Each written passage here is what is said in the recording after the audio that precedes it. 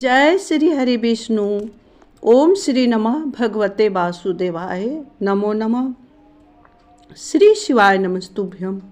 प्रिय दोस्तों, मैं मीतू शुक्ला SPM ब्लॉग में आप सभी का स्वागत करती हूँ।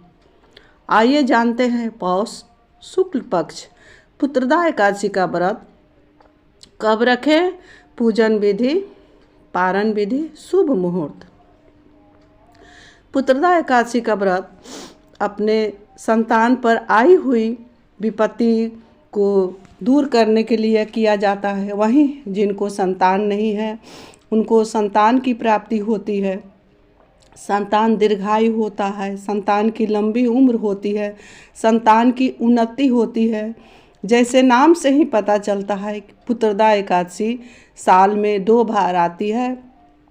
पौष शुक्ल पक्ष में पुत्रदा एकादशी आती है, वहीं सावन शुक्ल पक्ष में पुत्रदा एकादशी का व्रत आता है। इस व्रत को विधि विधान से रख लिया जाता है तो पुत्र की उन्नति होती है, वहीं पुत्र दीर्घायु होता है। जिनको पुत्र नहीं है उनको पुत्र की प्राप्ति होती है। तो ऐसे में इस पुत्रदा एकादशी का व्रत कब रखें जो कि पूर्ण फल की प्राप्ति होती है। तो पुत्रदा एकादशी का व्रत 21 जनवरी 2024 को मनाई जाएगी। पंचांग के अनुसार 20 जनवरी के दिन 7:26 PM से एकादशी तिथि की शुरुआत होगी, जो 21 जनवरी के दिन 7:26 PM पर समाप्त होगी। पारण का शुभ मुहूर्त 6:56 AM से 9:05 AM तक पारण का शुभ मुहूर्त है। प्रिय दोस्तों, अगर शुभ मुहूर्त में पारण किया जाता है तब ही पूर्ण फल की प्राप्ति होती है। द्वादशी तिथि के समापन होने का समय 22 जनवरी 2024 को 7:51 PM पर एकादशी द्वादशी तिथि की समापन होगी। वहीं विष्णु भगवान माँ लक्ष्मी को पूजा कैसे करें, अपने घर के मंदिर में स्नान आदि कर मंदिर का सफाई करें, भगवान श्री हरि को जलाभिषेक करें, प्रभु को पंचामृत सहित गंगाजल से अभिषेक करें। अब प्रभु को पीला चंदन, पीला पुष्प, पीले वस्त्र अर्पित करें। घर के मंदिर में घी का दीपक प्रज्वलित करें। हो सके संभव हो तो, नहीं तो तिल का तेल प्रभु को के सामने प्रज्वलित करें। वहीं सरसों का तेल निषेध माना गया है, जो कि एकादशी तिथि के दिन नहीं जलाना चाहिए। प्रभु को धूप के बजाय आप सरसों का तेल कभी नहीं जलाएं। धूप दीप प्रज्वलित करें, उसमें 2 चीज़ का दीपक जलाया जाता है, या घी का जलाए या तिल तेल का जलाए, लेकिन सरसों तेल का दीपक नहीं जलाना चाहिए। उस दिन सरसों तेल का दीपक निषेध माना गया है। पौष पुत्रदा एकादशी का कथा श्रवण करें, उस दिन पाठ करें या श्रवण करें कथा को, क्योंकि कथा बिना इस व्रत को अधूरा माना गया है। और 108 बार ओम श्री नमः भगवते वासुदेवाय का श्रद्धा से श्री हरि और लक्ष्मी जी के सामने बैठ करके मंत्र का जाप करें।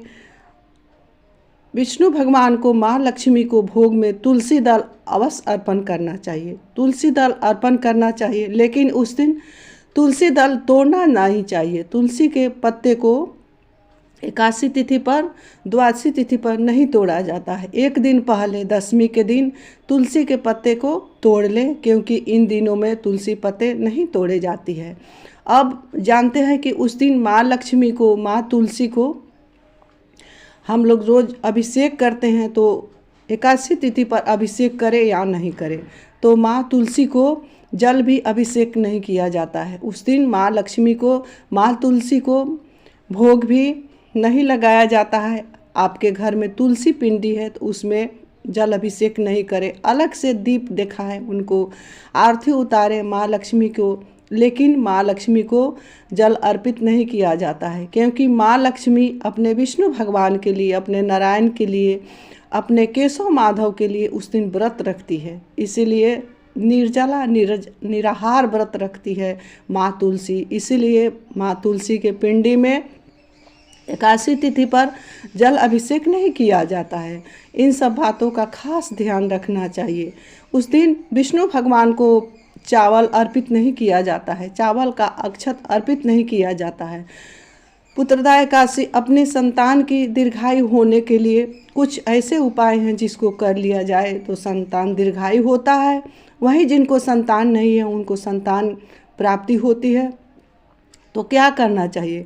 विष्णु भगवान को तिल, गंगाजल हाथ में लेकर पीले पुष्प लेकर के उस दिन संकल्प करें कि हे विष्णु भगवान, मैं आपका व्रत रख रही हूँ। अपना नाम और गोत्र बोलते हुए मुझे एक कामना है, अगर आपको पुत्र है, पुत्र के लिए उन्नति मांगिए, पुत्र की लंबी उम्र मांगिए अपने नारायण से। मैं आपका व्रत रखी हूँ, पौष शुक्ल पक्ष पुत्रदा एकादशी का व्रत रखी हूँ।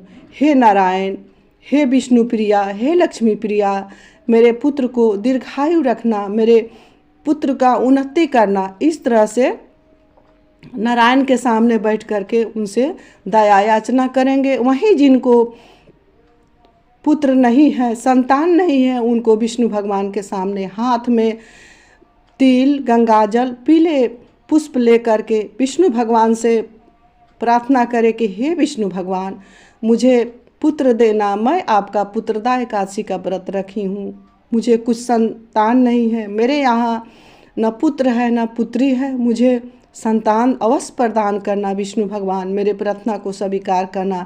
इस तरह से विष्णु भगवान के सामने घी का दीपक प्रज्वलित करके कोई भी जातक प्रार्थना करता है तो विष्णु भगवान अवश्य पूर्ण करते हैं, क्योंकि एकादशी तिथि विष्णु भगवान माँ लक्ष्मी का सबसे प्रिय तिथि है।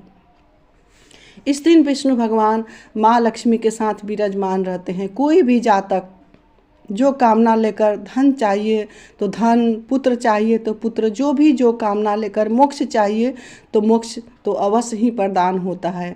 क्योंकि साल में 24 एकादशी आती है, वहीं जब चातुर्मास होता है, मूल मास होता है, अधिक मास होता है तो 26 एकादशी आती है।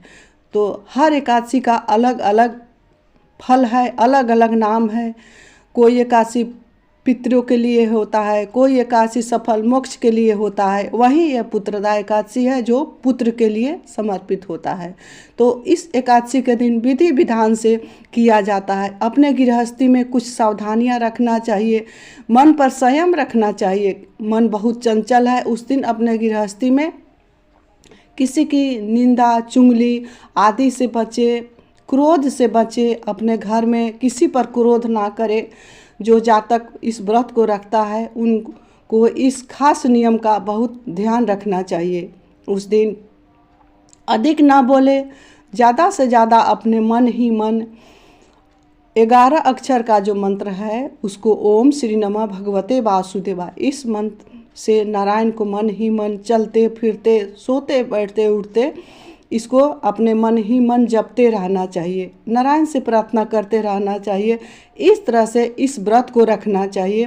व्रत में कुछ सावधानियां अगर कर लिया जाए, अगर आप गौग्रास देते हैं तो जो भी आप फलाहार करते हैं तो उस फलाहार में सबसे पहले विष्णु भगवान को भोग लगाएं, गौ माता को खिलाएं, गौग्रास को गौ माता को दे। कैसा गौग्रास गौ माता को दो? उस दिन जो भी जातक इस व्रत को रखते हैं उनको गौ माता को अन्न नहीं खिलाना चाहिए। उस दिन एकादशी तिथि पर गौ माता को अन्न नहीं खिलाना चाहिए।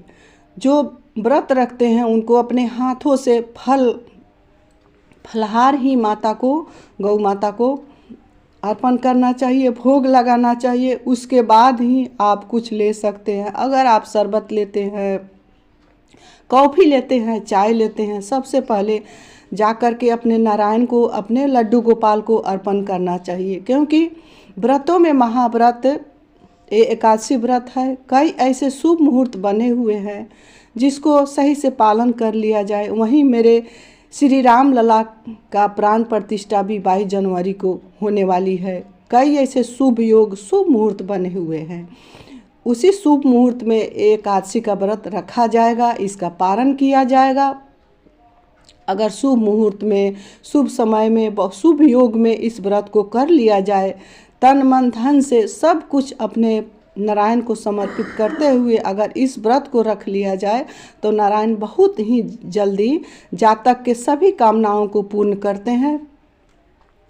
तो प्रिय दोस्तों, आशा करती हूँ ये वीडियो आप सभी को अच्छा लगा होगा। प्लीज़ अच्छा लगा होगा तो अच्छे अच्छे कमेंट किया करेंगे। इसी के साथ मैं अपने वाणी को श्री नारायण श्री हरि विष्णु भगवान के चरणों में विराम दे रही हूँ। मिलती हूँ अगले वीडियो में, तब तक के लिए इतना ही। ओम श्री नमः भगवते वासुदेवाय।